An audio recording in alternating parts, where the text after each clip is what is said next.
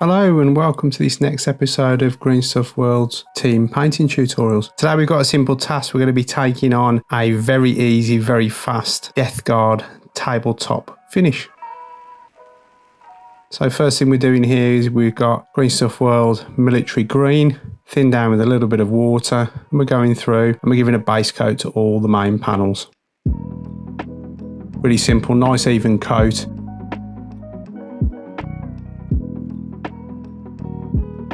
Make sure that you get right into the recesses because this is going to be your darkest tone.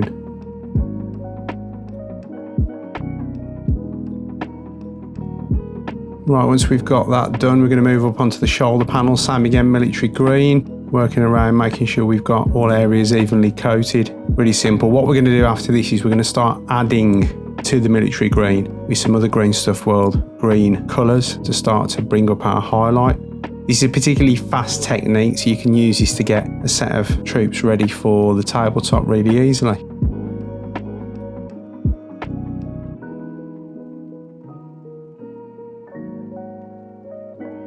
Okay, so round to the back, just very quickly, going to use GreenStuffWorld Sangria Red. I'm going to start blocking in this rather tattered old Death Guard cape.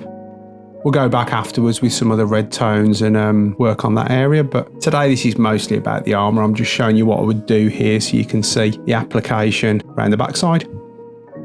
Sangria Red's a beautiful colour as well. It's got quite a lot of magenta and pink pigments in it, so it just gives that real rich Death Guard look to it.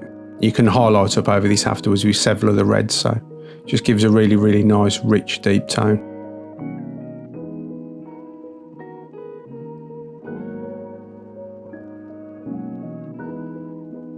Okay, so we've got now military green and we've mixed in 3:1 with GreenStuffWorld Gangrene. So 3 parts military green to 1 part gangrene. And you can see I'm just going around the panel now and I'm just very gently starting to apply some sketched in highlights on the areas that are going to be catching the most amount of light. Around the top of the stomach armour plate there. You know, so I'll start to work up now underneath the neck cowling, catching the edges. This is just our first highlight, so we're going to continue to work through this. And then we go for a 2:1 mix. So 2 parts military green, 1 part gangrene. Make sure that we're catching all those light areas. Now with this next highlight, we'd probably cover 25 to 30% of the original highlight.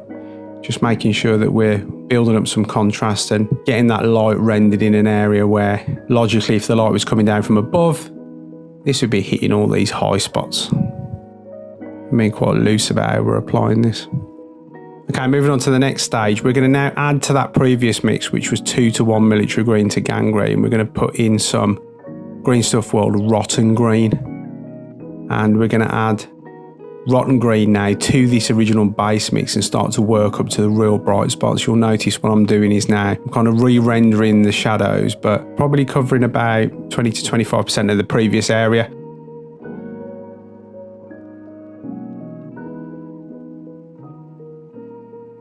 Just making sure that I'm working right up to the high spots, and you'll see the front of the cowling there, and then up onto the shoulder pads,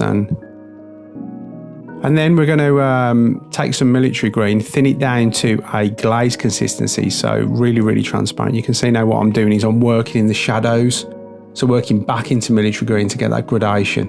And this gives us a really nice deep shadow area. So you can see now I'm just kind of going around where underneath the belly, bottom of the shoulder pads.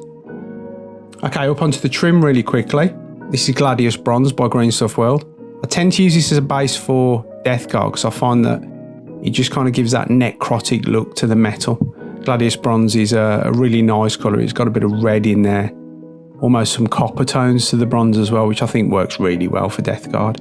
So nice and easy, just go through and base coat all your trim. Death Guard are known to have all that really jagged and broken up trim.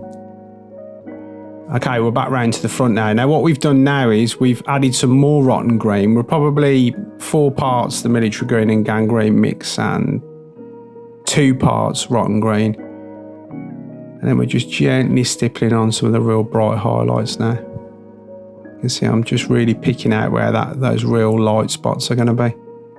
And if you've got battle damage on this, you know, you can see here I'm catching the edges where the light would fall down and catch those cuts and abrasions in the armour. And I'll do this throughout the entire model with all the high spots, the knuckles on the hands, tops of the shin guards, tops of the feet. And again, this is a tabletop finish, so it's nice and quick. You're just going to be getting some nice colour, some nice contrast rendered on there to get you round to tabletop play. You can see now I'm adding a little bit of weathering. The first thing I'm putting in there is GreenStuffWorld Oxide, which is a nice turquoise colour. Just allows you to come from the rivets and some of the trim and kind of drag this around, and it really stab away at the panels and make sure you're looking like you've got some degradation and some weathering. This works really nicely on top of the green as well, gives you a little bit of a pop colour. Nice and simple.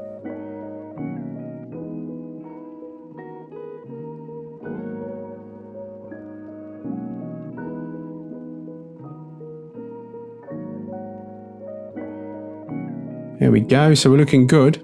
You'll notice I've blocked in some of the other elements as well off camera. Okay, so I'm going to hit that Gladius bronze at the top now. Believe it or not, what I actually generally do here is just to really get a hard pop highlight, because again, this is a fast tabletop finish, so you're really looking at rendering things as quickly as possible, so you can move through a squad of 4 or 5 of these guys, but 3 in the case of the Terminators. But this is actually shiny gold, GreenStuffWorld shiny gold, and I'm going to use this now just to catch those really sharp edges.